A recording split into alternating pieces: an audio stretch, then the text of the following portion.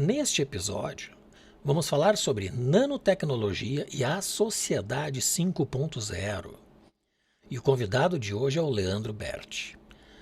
Ele é doutor em nanotecnologia pela University of Sheffield, da Inglaterra, e pós-doutor em nanobiotecnologia pela Universidade Federal de Santa Catarina. Desenvolveu vários projetos de nanotecnologia no Brasil, entre eles o Super Hub do estado do Paraná. Coordenou programas deste território no Ministério da Ciência e Tecnologia e é considerado uma das maiores referências das tecnologias de ponta no Brasil. Também é presidente honorário da Associação Brasileira de Nanotecnologia. Também é CEO da Fiber Innova, consultoria dedicada neste campo do conhecimento, e também é autor de diversas publicações nacionais e internacionais, sendo também o autor do livro Nanosegurança. Leandro, seja muito bem-vindo. Muito obrigado, Maurício. Tudo bem? Tudo bem? Muito obrigado pela aceitação do convite de estar hoje conosco no Podbrand. E vamos entrar num tema que é recorrente hoje no mundo, a questão da alta tecnologia, da nanotecnologia especificamente, e aí entram alguns materiais de alta performance, como grafeno, o próprio nióbio, enfim, outros elementos que compõem soluções dentro deste campo.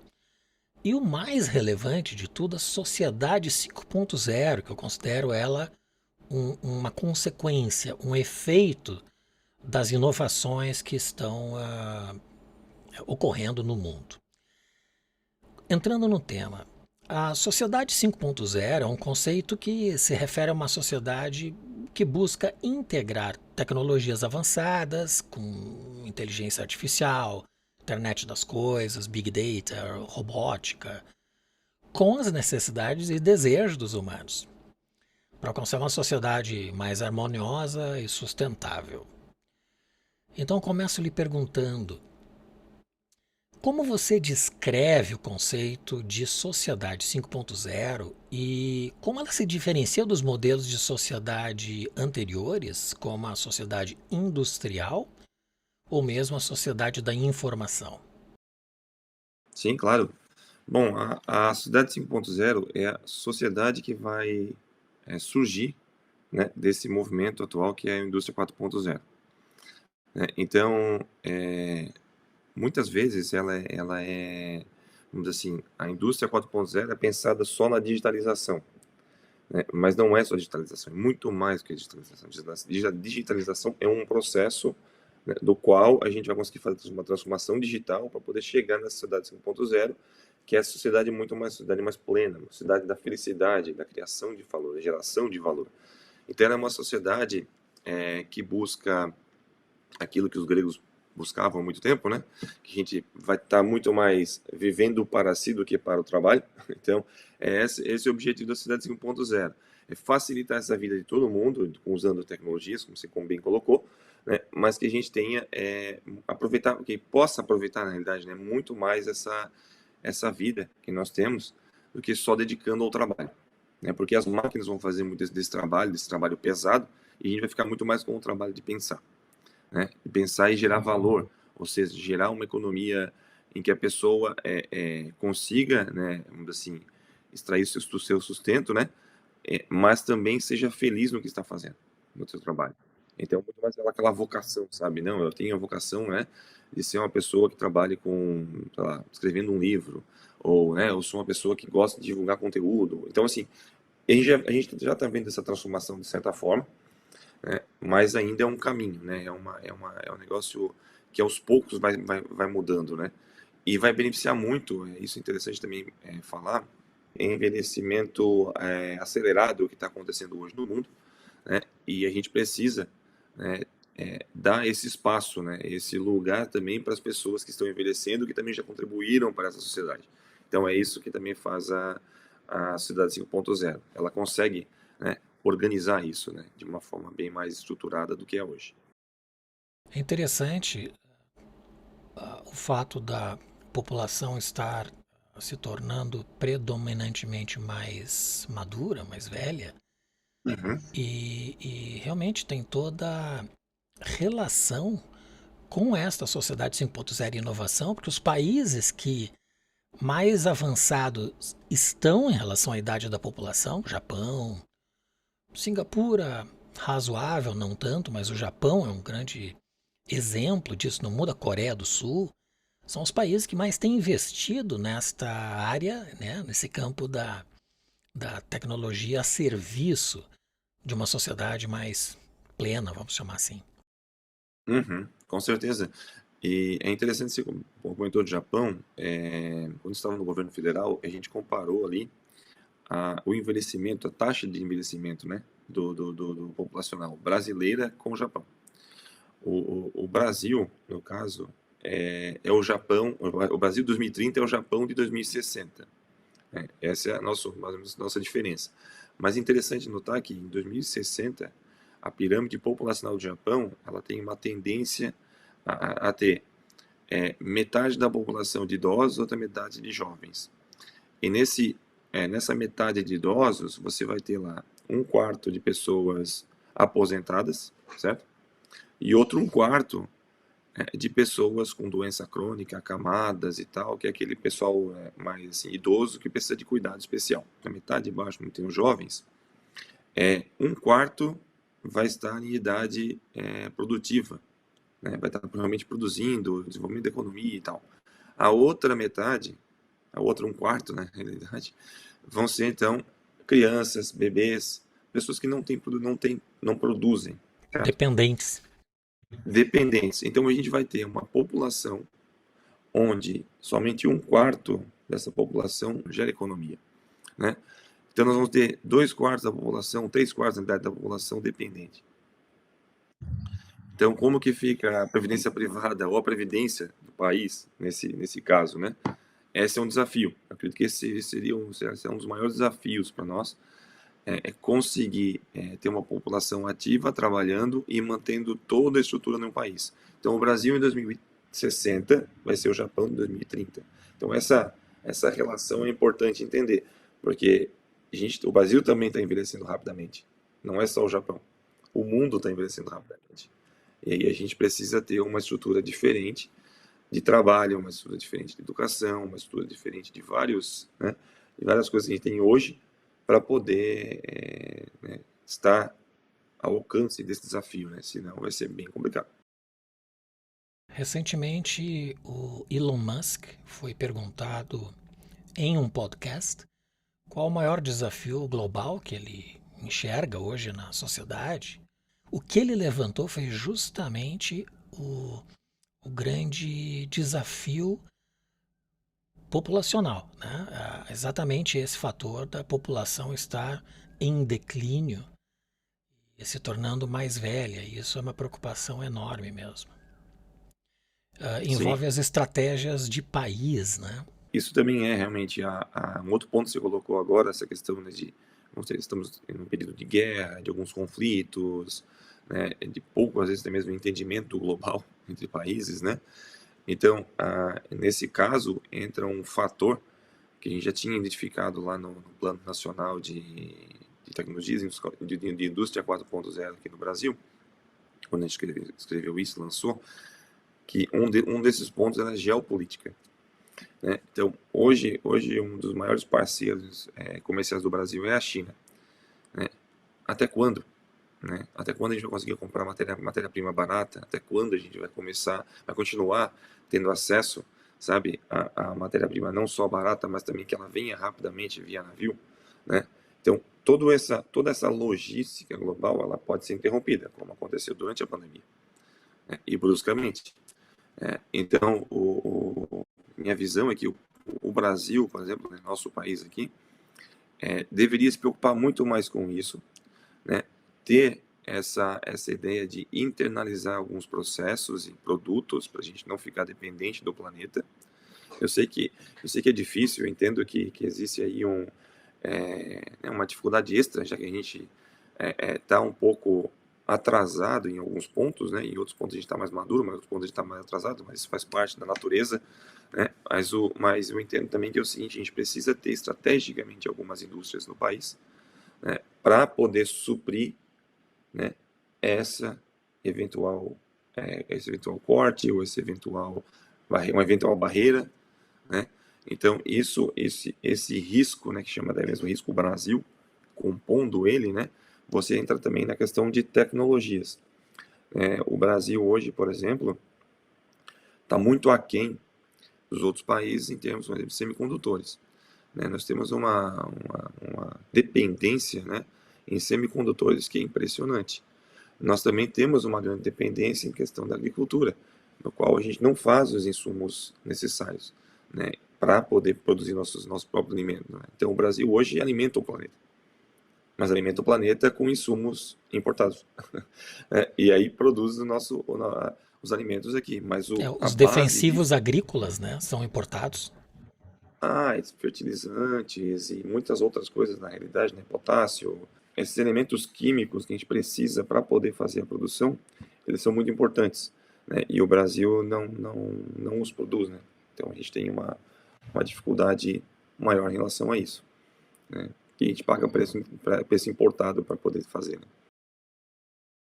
O mundo também tem sofrido com a falta de chips. Hoje o maior produtor, no caso ele tem a maior concentração, é Taiwan, né? Então tem realmente uma estrutura invejável, né? Então a gente tem aí poucos produtores no mundo, claro, mas o Brasil tem como é que fala, muita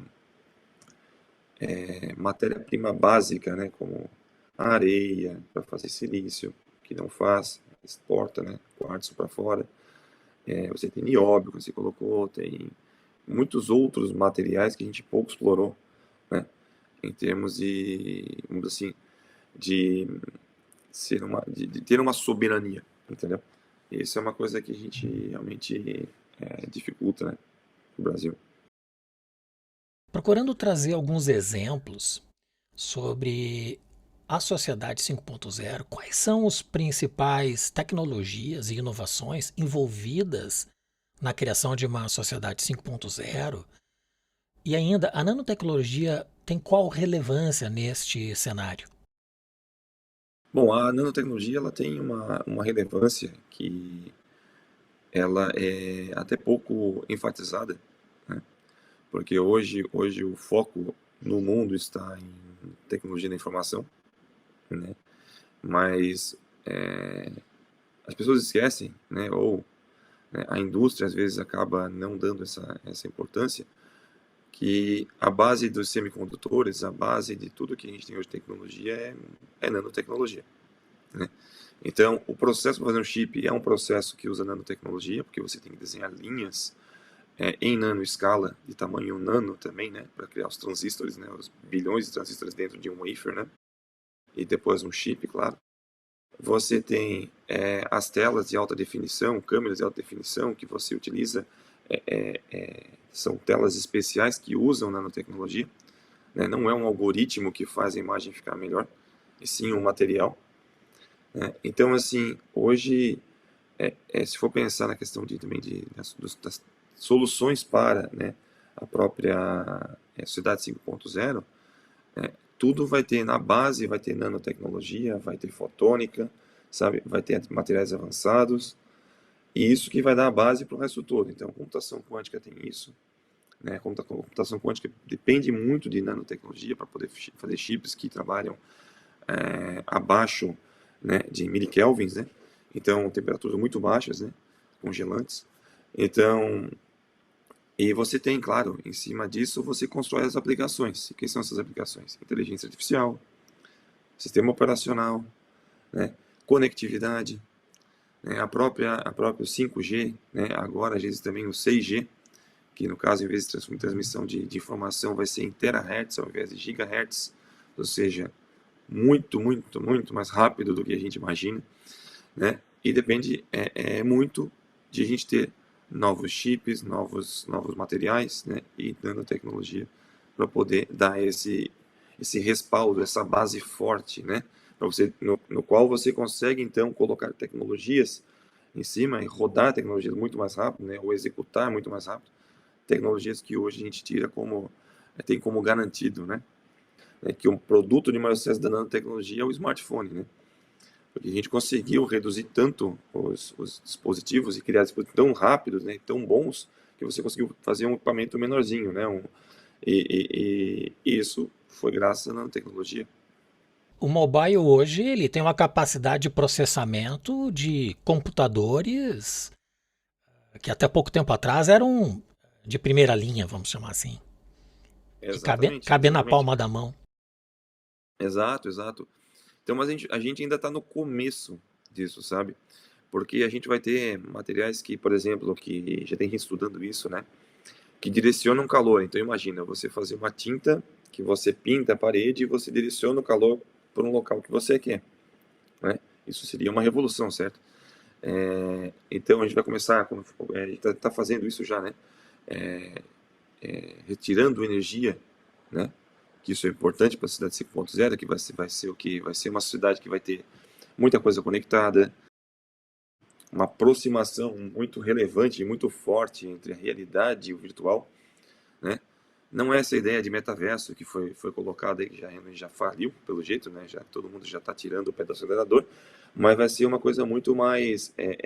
a realidade vai se misturar com esse virtual de uma forma nunca antes imaginada. A gente vai sentir realmente aquele virtual como se fosse real, né? Isso também traz um grande desafio para a área psicológica, porque como que a pessoa vai lidar, né? Que está vendo alguma coisa que é virtual, que parece real, mas na realidade não está lá, né? É até confuso essa forma de falar, porque realmente você vai estar vendo um negócio, você está sentindo aquele negócio, mas ele não existe. Como é que você lida com isso, né?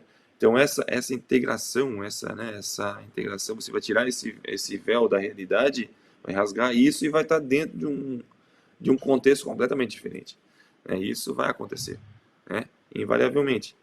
Agora, mas você também vai ter muitas tecnologias que vão auxiliar no dia a dia, né? Você vai gerar energia de muita coisa. Hoje já se pensa em gerar energia da chuva, do movimento, né? Fala das gotas, né, que estão caindo do céu. Você vai gerar eletricidade de caminhar no chão. Você vai pisar no chão, já tem, né, tecnologia que você pisa e você vai gerando energia, né, de forma a ter a que chama triboenergia, né, de atrito, né? Você vai gerar sobre isso, você vai falar no microfone e vai gerar energia, porque o som também pode ser captado energia. Então, tem várias fontes de energia, né, que estão disponíveis, vamos dizer assim, e que a gente ainda não sabe extrair de forma correta, né? Então, isso é uma coisa, energia, né, essa abundância de energia, né? Então, isso a gente vai conseguir extrair melhor. A gente vai conseguir fazer computação muito mais rápido, né? Vai conseguir resolver problemas que hoje, que a gente chama MP, né, que é problema muito complexo, que você depende lá muitos anos, né, para poder resolver, você vai resolver em, né, em questão de minutos. Então, assim, muita coisa vai mudar ainda, né? A era da nanotecnologia ainda não chegou de fato, ela tá no crescimento, está na rampa de crescimento, né? E, no entanto, a tecnologia de informação está numa queda já está caindo, já é madura, já está caindo. Então, quem é que pega essa nova onda? A nanotecnologia. Então, a nanotecnologia vai subir com dispositivos inteligentes distribuídos, né? Toda essa questão de IoT, novos tipos de sensoriamentos descartáveis, e vai ter muita coisa assim, até mesmo a parte biológica, né? Vai ser utilizada como insumo para a geração de novos equipamentos e novas tecnologias. Isso também é bem visível, né, esse movimento. Para que as pessoas entendam a dimensão da proporção do nano. Nano é uma palavra que denomina uma estrutura muito pequena, mas muito pequena, né? Sim. Qual é a dimensão nano em relação a 1 centímetro, por exemplo? Então, a palavra nano é um palavrão, né? É um nome difícil de você explicar o que é, né? Mas a gente usa assim, a gente usa recentemente uma denotação um pouco mais próxima da realidade das pessoas, que seria a engenharia da vida, né? Isso é um termo que a gente colocou até mesmo no plano nacional para definir isso de forma mais prática, né? Então, assim, a nano, você pensar no passado, você pensava que era a tecnologia do fio de cabelo. O fio de cabelo tem 10 micrômetros, são 10 mil nanos, né? Então você tem um globo sanguíneo, que dá mais ou menos em torno de 6 micrômetros, é 6 mil nanos. E aí você vai, então um nano, na realidade, é 1 sobre 1 bilionésimo do metro. Então ele é muito pequeno a ponto de que a nossa luz branca, no caso a luz que a gente enxerga, não conseguir ver o objeto em nanoscala. Então a gente precisa usar elétrons, a gente precisa usar raio-x, a gente precisa usar outras fontes de energia para poder enxergar a nano. Então ela é muito pequena, né? Então, assim, o que acontece? Como ela é engenharia da vida, dentro das células você tem o maquinário da célula, né? Você tem mitocôndrias, você tem bombas de próton, você tem a própria... Dentro da célula você tem uma estrutura mecânica, que são microtúbulos, na verdade são nanotúbulos, no qual funciona como rodovias, onde você tem máquinas como dieninas, cinesinas, que trabalham e transferem, né, essa informação de um lado para o outro. Ou nutrientes, ou mesmo jogando como é que fala? Sujeira, né, da célula para o lado de fora. Então, essas máquinas são todas nano. Então, a gente realmente não enxerga, mas existem, né, bilhões de máquinas dentro da gente trabalhando o tempo todo em nanoescala, né, e gerando tudo isso que a gente é hoje. Então, assim, tudo que na natureza utiliza também a nanotecnologia como uma das principais ferramentas para se construir tudo, né? Construir, gerar energia, armazenar energia, transportar nutriente, e até mesmo, né, combater vírus e combater doenças e tudo mais, né? Então é muito pequeno, é realmente ínfimo, assim, né? Você não enxerga, né? É Teria como que se usar um nós microscópio. tivéssemos 1 metro, imaginamos um fio que tenha 1 metro de Divide em dimensão, 1 bilhão de dividido em vezes. 1 bilhão de partes. E esta parte é um nano. É isso? Exatamente. É isso aí. É isso aí. É muito pequeno. É muito pequeno. Os microscópios de alta tecnologia conseguem visualizar um nano? Sim, a gente consegue não só visualizar o nano, como a gente consegue visualizar também moléculas, né? A estrutura de moléculas, né? Que há muito tempo o pessoal desenhou na mão, hoje você enxerga a estrutura. Então, assim, a gente enxerga e consegue, o melhor é que a gente consegue manipular isso ao nosso benefício. Então, a gente consegue estruturar, criar estruturas, combinar. Então, a gente consegue fazer muita coisa. Por exemplo, hoje já é possível você pegar uma proteína, né, que é uma cadeia longa de aminoácidos. Você consegue ver qual da parte dessa proteína é uma parte que reage ou tem algum tipo de ação específica, por exemplo, vamos dizer assim, relaxa o músculo, por exemplo. Você tira aquele pedacinho de peptídeo, você biomimetiza ele, ou seja, reconstrói ele, né, com os aminoácidos, e você pode usar isso como um ente, né, uma forma terapêutica, né? Você não precisa de toda a proteína para poder grudar na outra proteína e dobrar e tal, e fazer reação. Você pega somente aquele pedacinho, e aquele pedacinho já funciona como... Porque a célula, no caso, né, as células têm receptores, né, que está esperando alguma coisa conectar nela, certo? Então, esse peptídeo funciona, por exemplo, como uma chave. Você tem a fechadura na célula, ele encaixa, e ali consegue a reação. Então, até mesmo uma das grandes contribuições da nanotecnologia vai ser a medicina, né? Então vai nos trazer essa longevidade, né? Não digo imortalidade, né? Imortalidade é um negócio muito assim radical, né? Mas a longevidade, sim. E a gente vai conseguir então ter tratamentos, a gente já está começando a ter isso, né? Medicamentos à base de proteínas e peptídeos, né, que vão entregar a droga no lugar certo, ou mesmo fatores de crescimento, ou, né, algum tipo de nutriente, alguma coisa que vai direto no ponto, né, sem parada, né? Então isso para tratar câncer é extremamente importante, para tratar doenças degenerativas do cérebro é extremamente importante, para você tratar qualquer tipo de enfermidade, tratar na raiz, na realidade, né?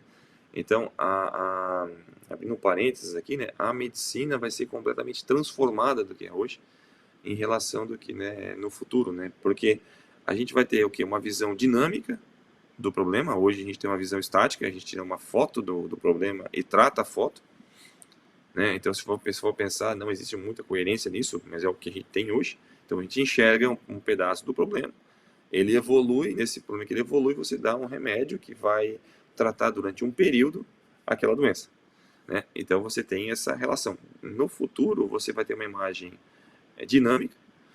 O MIT, por exemplo, já lançou um PET, desenvolveu um PET, que é um ultrassom, é uma pecinha desse tamanho assim, que você coloca na pele, você mexe e é um ultrassom, igual um ultrassom. E você consegue enxergar de forma dinâmica, né, os vasos sanguíneos, a pulsação, todo esse negócio.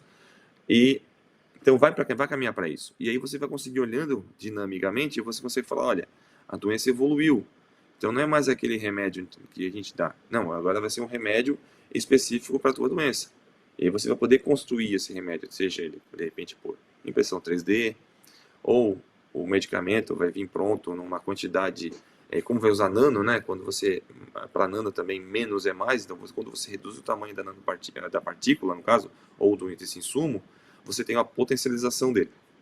Então você vai usar menos ingrediente, você vai ter uma economia também de matéria-prima, de certa forma, e você vai conseguir então tratar daquela forma aquela doença de uma forma muito mais adequada, né? Não vai precisar abrir a pessoa, né? Não vai ter mais o reparo aberto, né? Que é o padrão ouro hoje, né? Você abre a pessoa para poder consertar. O conserto vai vir de dentro para fora, não de fora para dentro. Então Sim, isso vai existe a diminuir a produção, personalização do tratamento, né? personalização da medicina, exatamente. Você vai ter teranóstica, né? Teranóstica é um negócio bacana, que você faz diagnóstico, tratamento e imageamento ao mesmo tempo, né? Então você vai conseguir ver lá o remédio indo tal, até o ponto certo, você vai acompanhar. Então, assim, muita coisa que hoje a gente vive vai ser transformada. Isso é outro fato importante, né? Então, as farmacêuticas vão ter que realmente se reinventar, o médico não vai ser o mesmo profissional que é hoje, né? Ele vai ser um outro tipo de profissional, né? Então, é uma coisa assim, que vai acontecer também, mas vai demorar um pouco, né? Obviamente, isso não é uma coisa para amanhã, né? Mas é uma amanhã que não está tão longe. Está acelerado o processo, né, para a O chegada. processo está caminhando. Nós vamos entrevistar em algumas semanas o Dr. Alisson Mottri, que é professor da Universidade da Califórnia, em San Diego. E o Dr. Mottri desenvolveu um laboratório que vem pesquisando há alguns anos, e eu visitei ele em 2017 para conhecer o trabalho em San Diego, que são a formação de minicérebros a partir da célula de qualquer pessoa. Sim.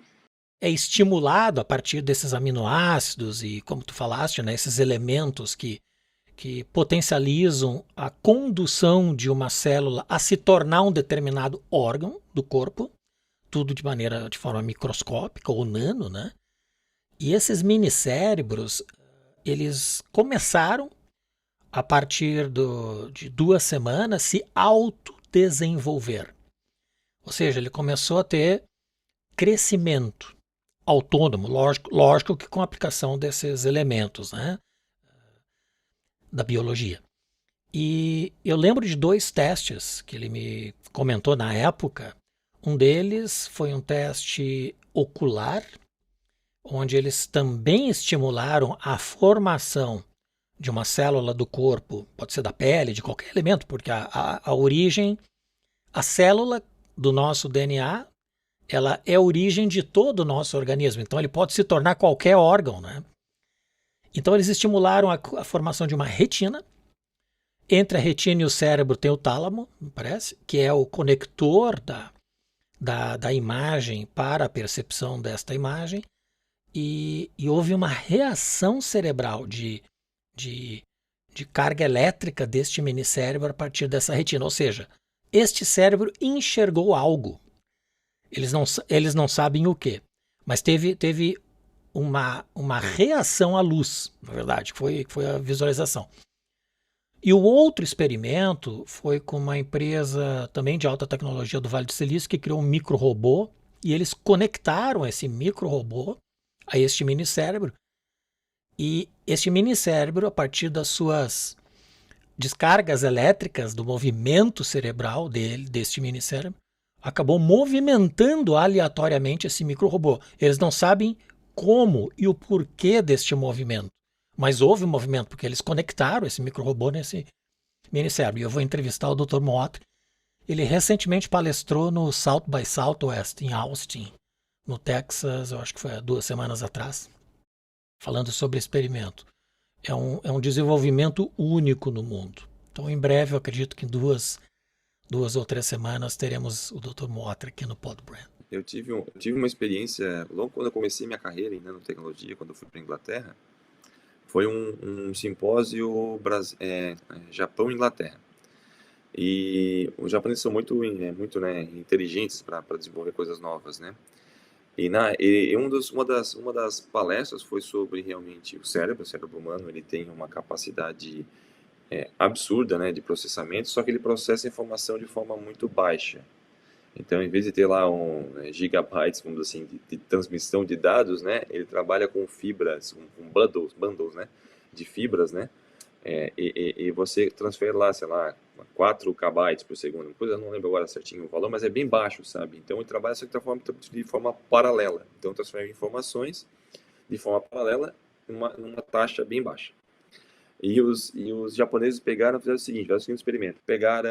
Cresceram neurônios num petri dish, né, desses de laboratório, e fizeram uma rede neural com neurônios, uma rede neural artificial, né, natural, vamos dizer assim, com neurônios, e essa rede foi capaz de identificar algumas letras. Incrível. Isso eles fizeram em 2006. Foi quando eu tive essa oportunidade. Então, assim, realmente tem essa plasticidade, né? Os neurônios têm essa plasticidade. E os japoneses estavam estudando na época rede neural com neurônios. Bem legal também. E me parece até que a técnica que o Dr. Mottri utiliza, que parte, lógico, do DNA, mas isso houve uma descoberta que me parece que foi um cientista médico japonês que criou, pelo que eu lembro, um modelo para se decompor uma célula humana e transformá-la em algum órgão através de certas estimulações. E a partir desta técnica que o Dr. Mottri vem trabalhando, e me parece que é um japonês Bacana. o criador da técnica. Legal. Como a sociedade 5.0 pode afetar a privacidade e a segurança dos dados?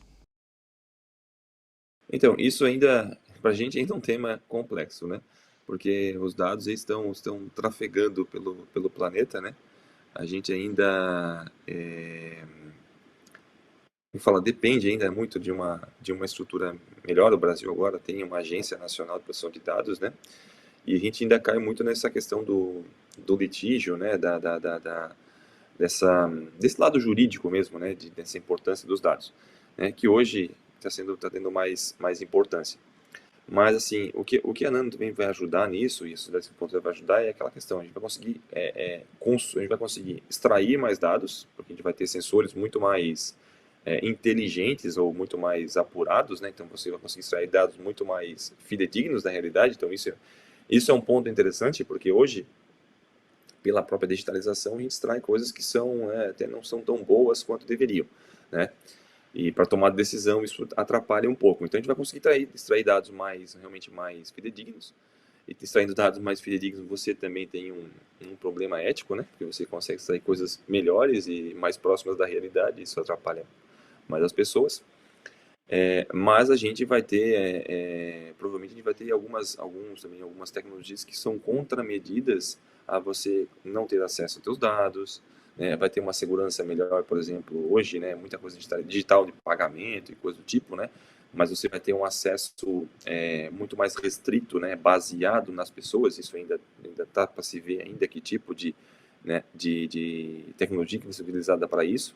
Hoje você tem muito risco de deepfake, né, esse tipo de coisa que é complexo de você ainda extrair e dizer, não é a pessoa que falou, hoje você copia até a tua voz, né? Então, provavelmente a gente vai ter que ter realmente um conjunto de tecnologias, né, muito mais apuradas para poder extrair o que é verdade e o que é produzido, né? Eu acho que a privacidade, além de ser enxergado, vamos dizer assim, com câmeras, que hoje isso já é uma realidade no mundo, né? Está enxergar, a China realmente é uma potência nisso, né? Você em segundos identifica qualquer pessoa na multidão, né, que fez algo errado, mas entre fabricar realidade, ou seja, essa questão de dados artificiais que hoje é muito utilizado, né? Que de certa forma é uma coisa prejudicial, porque ela é uma representação grosseira da realidade, ou até mesmo uma inferência da realidade, que nem sempre é verdade. Então isso também traz um problema grave em relação a isso, né? Porque não é um dado real. E a questão de você ter dados reais, muito fidedignos, que realmente são daquela pessoa. Então, né, então isso, nem digo personalização, mas como é que eu posso falar? Sabe, Individualização. individualização dos dados, isso é uma coisa complexa. Eu acho que a gente não sabe ainda lidar com isso. Vai precisar de muita tecnologia para poder trabalhar, né, isso com as pessoas, de forma a não ferir, né, o teu espaço individual, né, em relação à coletividade que é hoje, no caso, né. Então acho que vai sim, vai ter um avanço nesse sentido, né, e a gente vai conseguir acessar muito mais rápido, né, esses dados. A Singapura, ela é considerada há alguns anos a nação mais digital do mundo. Quais atividades do cotidiano da população da Singapura já estão na prática inseridos neste modelo da sociedade 5.0? E ainda, quais outros países estão avançando ou jamais avançados nesta transformação? Bom, nós ainda, eu acho que o Japão seria o exemplo, porque o Japão que criou esse modelo, né. Entendo que sim, Singapura sim é uma sociedade bastante avançada, mas dentro da sociedade 5.0 você tem várias barreiras, né? Vários muros que eles chamam para poder você alcançar a sociedade 5.0. Então lá você tem a questão de políticas públicas, que elas têm que ser muito mais assertivas do que elas são hoje, ou muito mais flexíveis, vamos dizer assim, a ponto de se adaptar com a realidade, com a mudança da realidade. Você tem a questão do governo não interferir muito nessa relação. Então, né, tem mais assim, liberdade para o povo, né, trabalhar. O governo também teria que ter um papel menos relevante nessa situação, né? Você também teria que ter regulação mais adaptável e mais rápido, que hoje não é uma realidade no mundo. Hoje você discute aí, né, a gente faz parte, né, da BNT, nessa questão da ISO, já foi do BNCT, lá da OSCE, e são discussões assim que levam muito tempo, né? E a gente não vai poder mais ter esse tempo, essa discussão tão longa e tão detalhada, a gente vai ter que ter uma decisão que vai ser adaptada ao longo do tempo, né? Porque as coisas vão mudar muito rápido, né? Aquilo que eu falei, por exemplo, se você tiver um tratamento que você toma uma pílulazinha, aquilo lá entra e você não precisa fazer uma operação aberta, como que um plano de saúde enxerga isso? Como que o custo que o plano de saúde tem hoje, ou pode, né, pode te apresentar, olha, não, ó, eu te dou uma cirurgia que vai durar horas, isso aqui vai custar, sei lá, né, US$ 100.000, por exemplo, né? Como que ele vai justificar esses US$ 100.000 se eu vou estar dando uma pequena, um pequeno remédio que vai fazer o mesmo efeito de uma cirurgia aberta, né? Como que ele vai poder justificar o custo? Não vai. Entendeu? Não vai. Ele vai poder, por exemplo, ele vai poder falar, não, porque é uma tecnologia muito mais cara e tal, mas a tecnologia, quando ela aparece, ela é cara. Com o passar do tempo, ela vai ficando mais barata. E é basicamente irreversível, porque isso como é que fala? Entra a lei de mercado, né? Que outro também vai querer colocar. E vai existir uma competição natural. Então, como é que você consegue manter as mesmas estruturas, né? Se o negócio vai ser mais barato, se o negócio vai ser mais acessível, se a pessoa vai poder produzir em casa, enfim, você vai produzir comida em casa. Então, sabe, então tem essas relações comerciais, essas relações de governo, essas relações, elas vão ter que mudar. Porque não é o governo de hoje que vai fazer a cidade 5.0, não é a política de hoje, não é a estrutura regulatória de hoje, entendeu? Então a gente vai ter e aí o mais interessante disso tudo é que não existe mais a barreira da tecnologia. Hoje, não que a gente possa fazer tudo hoje, mas a gente está próximo de poder fazer tudo. E esse poder fazer tudo, né, muda completamente essa relação de mercado. Como é que se pensa nisso, sabe? O que que você vai fazer? O que que vai fazer? Ainda não, eu não tenho uma resposta, né? Mas vai ser diferente, né? Com certeza muito diferente. Então, é, o governo, nesse sentido, ele vai ter um papel menos relevante, né? Vai ter que ser muito mais discreto, vamos dizer assim, na sua atuação, né? Porque ele vai ter que abrir espaço para esse novo mundo. E aí, como que fica essas relações? Como ficam essas relações, sabe? Como ficam essas relações com toda a estrutura governamental que existe, né? Com todo o peso que existe de um governo, né? Estrutura, custos, as indústrias vão poder ter uma liberdade muito maior, né? De desenvolvimento, vai ter acesso a coisas que hoje não tem. Enfim, é um desafio considerável, sabe? Considerável.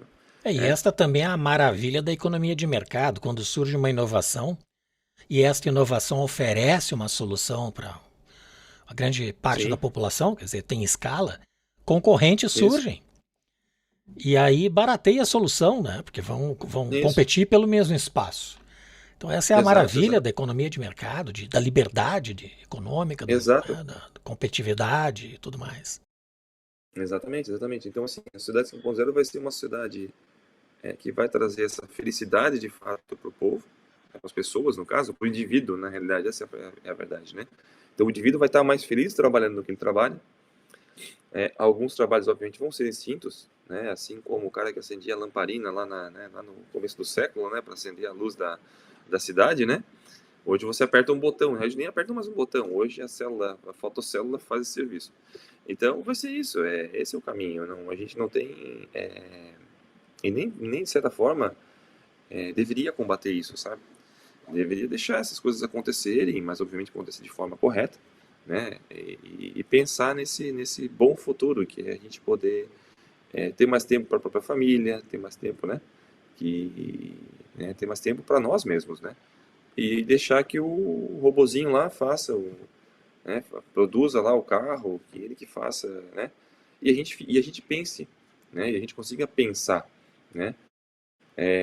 Então, assim, a gente hoje está está muito, isso é uma coisa complexa ainda, né? A questão também abrindo parênteses também para a questão de inteligência artificial, né? São algoritmos hoje que são baseados em algoritmos de 1960, né? A inteligência artificial nasceu lá, né? Marvin Minsky e tal. Hoje, ainda a gente está muito aquém de uma consciência de inteligência artificial. Não existe isso, nem o chat GPT, que é basicamente um copia e cola, né, consegue, e é um bom copia e cola na realidade, vai conseguir ter essa capacidade de dominar o mundo. O ser humano ainda é muito é, inteligente a ponto disso não ser uma. Então, assim, o que acontece? Vai acelerar o processo de você conseguir pensar e ajudar você a criar novas conexões, isso sim, mas não vai substituir o ser humano. Isso é uma coisa que. E nem imortalidade, né? Então, acho que são duas coisas assim que estão muito aquém do nosso alcance, né? E tem muito mais coisas, né? A gente já descobriu, por exemplo, que a memória, né, ela não fica só armazenada no neurônio, né? Porque a memória também é uma questão de. E aí existe, né, na questão de marketing, você vê, né? Memória olfativa, né? Por que memória olfativa? Né? Porque né, o cheiro de alguma coisa é uma coisa muito mais forte do que você só escutar alguma coisa. Né? É uma coisa muito mais primitiva pra gente, né? Então o cheiro, o olfato é um negócio importante pra gente. E assim, as memórias já descobriram que a memória ela fica dentro desses microtúbulos, que está no corpo inteiro, que está na nossa pele, que está no nosso corpo inteiro, inteiro, inteiro. Então as memórias estão distribuídas dentro da gente. Então é, é assim, pensar que a gente vai conseguir extrair tudo do cérebro é muita ingenuidade, entendeu? A gente não vai conseguir fazer isso, porque o negócio é um sistema complexo, né? O ser humano é um sistema complexo, é muito mais distribuído, vamos dizer assim, o que a gente faz, do que concentrado, entendeu? A Singapura, nesse processo de transformar a sociedade numa sociedade digital, dentro dessa vocação para a sociedade 5.0, já tem 99% dos serviços prestados pelo governo de maneira digital. E uma das preocupações é com as pessoas da terceira idade, que não têm conhecimento tecnológico, muitas vezes, inclusive para manusear um mobile com tantas novidades, enfim. A maioria, na verdade, sabe das operações mais básicas. Agora, com o advento desta digitalização de todas as entregas, ou da maioria das entregas, eles estão já oferecendo cursos online especificamente desenhados para pessoas da terceira idade. E relacionado a este tema, eu te faço uma pergunta. Como a educação pode ser transformada pela sociedade 5.0? E, neste caso, qual é o papel das instituições educacionais, não só de governo, mas privadas também? Universidades, enfim, escolas primárias, para preparar a sociedade para este novo cenário. Sim, sim. Eu participei de um projeto aqui no Brasil que a gente estava criando para a área de games, né? E a gente percebeu, assim, claramente que necessitaria de um novo modelo educacional para poder ensinar essa nova geração. E a gente começou a discutir, e a gente chegou na questão da educação 5.0, né? E pensou o seguinte, olha, a pessoa tem que, ela vai poder, vai ter que ter a capacidade ou a liberdade de percorrer o próprio caminho. Então, a gente não vai poder ter um currículo básico definido, como hoje tem aqui no Brasil, você tem o MEC, né, que define a lei básica, né, de diretrizes básicas de educação. Você vai ter que ter um conjunto, né, do qual você vai escolher, ó, eu quero estudar matemática, eu tenho mais opinião de matemática, eu quero estudar depois, sei lá, geometria, né, mas eu não preciso estudar geografia, história e tal, porque isso não é uma coisa que para mim vai ser uma coisa interessante. Então, isso é complicado, porque você vai ter que, vai ser um negócio personalizado também, sabe? Vai ser uma educação personalizada, para a pessoa conseguir acelerar também o desenvolvimento dela. Então, eu gosto muito mais de desenho, então eu vou estudar artes gráficas, vou estudar os grandes pintores, eu vou estudar, sabe, técnicas de desenho, eu vou ter que chegar nesse caminho, e eu vou ter que fazer isso. Então, vai ser muito mais essa questão de você escolher, né, cherry pick, né, escolher aquilo que você mais gosta, montar a tua cestinha, e ir montando esse caminho, né, essa personalização do caminho, né, porque não tem outra saída. Se a gente for pensar assim, todo mundo tem que entender de tudo, é complicado, né? Hoje a educação, e isso a gente aprende depois das duras penas, né? A educação, ela geralmente ela é feita para gerar o operário padrão. Então você tem tudo, todas as ferramentas, né, para ser, na média, um operário padrão, né? Mas não para ser um E aí, gênio. não para ser um gênio. Aí assim, aí eu boto eu vou colocar a minha experiência pessoal, né? Eu segundo os professores na época, eu tinha muita dificuldade em matemática, né? Porque eu ficava em exame toda a época, eu ficava em exame de matemática. Mas o que acontece? Eu fazia o cálculo, mas eu não colocava o desenvolvimento e eu acertava o resultado. Então, isso quando criança. Então, a questão era, não, você está colando. Não, eu não estava colando. Eu estava desenvolvendo na minha cabeça, colocando lá e fazendo o desenvolvimento da forma como eu achava que seria o desenvolvimento. E os professores também não estão treinados para isso, porque se não fizer o desenvolvimento, você está fazendo errado. Então, quantas pessoas não passaram por isso? Né? Aí eu fiz um doutorado em nanotecnologia, no qual tem mais de 300 equações, das mais complexas, né? Então, como é que eu tinha problema com matemática? Sabe? Então, é uma coisa contraditória. Tu Por quê? processava a solução mentalmente, né? Exatamente, mas eu não botava o desenvolvimento. O que é uma bobagem, porque se você tem um resultado, você tem um resultado. O resultado é que interessa. Mas é por quê? Porque a gente é treinado para ser operário padrão. Se você não faz o processo, você está errado. É o processo. Então, às vezes, nem o professor tem a capacidade de entender que esse processo pode não ser o melhor. Entendeu? ou ele pode ser adaptado, que é o que acontece na vida real. A gente pega um processo industrial, enxerga ele, não, mas aqui eu tenho que dar uma otimizada. Não, aqui eu não preciso desse passo, esse passo não existe. Não é necessário, né? Não é necessário. Então eu substituo e faço uma coisa melhor, mais rápido. E é por isso que a gente evolui.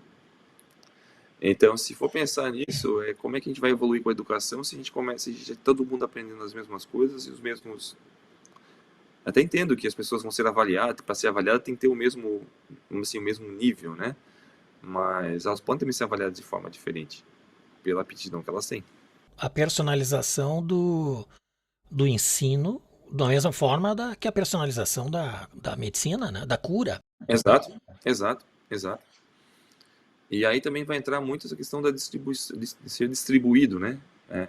Tanto, né, em várias áreas. Hoje tem energia distribuída, vai ser medicina distribuída, vai ser educação distribuída, porque não vai ter uma fonte só. Isso já está acontecendo, se eu perceber, hoje já acontece, o conhecimento ele está distribuído. Ele não está mais concentrado. Você não vai mais na Barça ler sobre informação, entendeu? Hoje ele já é distribuído. Então é engraçado isso, as pessoas não estão notando que as coisas estão distribuídas já. E é só questão de tempo para as coisas começarem a ficar cada vez mais distribuídas. Então, assim, realmente, assim, a educação ela vai ter que passar por uma transformação muito grande, né? Porque hoje assim, antigamente, né? Vamos dizer assim, antigamente, né? Na época que eu fiz a minha graduação e tal, você fazia uma graduação, assim, não, uma promessa que você teria um emprego no final da graduação, certo? E por mais que você estude e trabalhe, que é uma coisa natural no Brasil, né? Não é uma realidade lá fora, você chega no último ano ou no último dia da tua graduação, parece que você cai num limbo. Esse é o sentimento que você tem. Quando você termina a faculdade, você cai no limbo. Por mais que você tenha experiência. Você chega assim, pô, o que eu sei fazer? Eu sei fazer de tudo um pouco. Sabe? Porque você não se especializa numa graduação. Você sai completamente perdido. Você sai assim, olha, o que eu faço agora? Continuo a fazer o que eu estou fazendo? Faço alguma coisa melhor? Sabe? Você sai com mais dúvida do que entrou. Essa é a realidade. Então, por isso que precisa ter esse direcionamento para a gente poder realmente avançar, sabe? Avançar e melhorar também como ser humano, como profissional, né? Para poder ter essa oportunidade. Excelente. Leandro, chegou o momento do pinga-fogo. São 3 perguntas que eu faço a todos os convidados. A primeira delas: quais são as virtudes do empreendedor de sucesso? Olha, as virtudes, eu acredito que é nunca desistir, né? Nunca desistir te leva a lugares muito importantes. O que diferencia os sonhadores dos fazedores? Acho que realmente quem consegue, né, por mais que tenha dificuldade, consegue executar algo, consegue entregar algo para a sociedade. Então, assim, não vejo, de certa forma, não vejo um sonhador um aspecto negativo. A gente precisa sonhar para poder também planejar e poder querer chegar em algum lugar. Se a gente não sonha também, a gente é uma pessoa medíocre. Então, eu acredito que isso, se a pessoa, por mais que ela se esforce, ela consiga trazer algo para a sociedade, contribuir de alguma forma, isso já é um feito importantíssimo. E a última: o que é design? O que é design? Eu acredito assim, eu não sou da área de design, mas eu entendo que design é uma forma de você humanizar, né? Ou seja, facilitar o uso de alguma coisa para o ser humano. Então é uma humanização desse acesso. É isso que eu entendo. Leandro, estamos chegando ao final, mas eu gostaria ainda que você indicasse um ou mais livros que ajudem as pessoas a alcançarem a sua melhor versão. Bacana, bacana. Eu vou indicar o livro Soft Machines, do professor Richard Jones, que foi o meu orientador na Inglaterra. Um livro muito bacana que fala o porquê que a nanotecnologia também ela é baseada nessas máquinas moles, né, ou seja, na natureza. O meu livro mesmo, Nanosegurança, que é um livro que aborda essa questão, né, de usar, né, produzir nanotecnologia de forma sustentável, respeitável e que não atinja, né, a sociedade de maneira negativa. Então porque assim, trabalhar com nanotecnologia é uma forma de trabalhar com químicos em geral. Então não existe um tratamento diferenciado. Você tem que ter respeito, né, quando trabalha com químicos. Então com nanotecnologia é a mesma coisa, já que você usa química também para fazer nano, né? E um outro livro que que um amigo em comum, o Ari, também tinha me indicado, que é o Mindset da Carol Dweck, né, que também é bem interessante. Muito bem. Só reforçando, nós vamos ter o link destes livros no site do podbrand.design, na página Livros, onde as pessoas poderão acessá-los. Leandro, eu tenho ainda uma pergunta feita pela Maite Teodoro, que é empresária e mentora, e que esteve em nosso episódio da semana passada. E ela fez essa pergunta sem saber quem seria o nosso próximo convidado. A pergunta para ti é: sem considerar a tua formação ou origem familiar, quem é você? Qual é a sua essência? Eu acho que eu sou um desbravador, para falar a verdade. Eu tenho muito apetite por conhecimento, né? E eu consigo, eu tenho uma facilidade inata, né, de conectar tecnologias, conectar pessoas. Eu consigo entender como que uma tecnologia funciona sem ter um prévio entendimento dela, no caso, né, de enxergar. Eu consigo ver o que está acontecendo por trás dela. E eu consigo, o mais importante, eu consigo conectar tecnologias distintas, né, para criar uma nova solução. Então isso sou eu, assim. Eu sou muito desbravador. Eu tenho né, esse apetite por conhecimento, mas não o conhecimento só pelo conhecimento, mas o conhecimento para gerar tecnologia. Muito bem. E qual pergunta você gostaria que fosse respondida por nosso próximo convidado, independente de quem seja? Bom, eu acho, bom, eu faria uma pergunta no sentido, o que ele imagina, né? Como será o nosso, já que a gente falou bastante de futuro aqui, né? Qual será, né, o futuro, né, do ser humano, né, e qual a posição do ser humano dentro dessa tecnologia? Como que ele vai estar integrado, né? Assim como a gente falou a questão do design, como ele vai estar, né, humanizado em relação a isso, né? Qual vai ser esse papel do ser humano? Muito bem. Leandro, eu quero te agradecer. Muito obrigado por Obrigado. estar hoje no Podbrand. É uma alegria e certamente as pessoas vão sair deste episódio com a sua versão melhorada. Ótimo, agradeço muito a oportunidade, Maurício. Obrigado mesmo. Grande abraço. Grande abraço, até mais. Este e os demais episódios do Podbrand estão nas plataformas do YouTube, Rumble, Apple Podcasts, Spotify, Google Podcasts e Amazon Music. Visite o nosso site podbrand.design. Teremos sempre a programação atualizada e links de todos os livros como estes que o Leandro nos indicou. Compartilhe com as pessoas que curtem o conhecimento e se inscreva em nosso canal. Agradeço muito a presença do Leandro Berti, e em especial a você que nos acompanha. Nos vemos no próximo episódio do Podbrand, o podcast do design.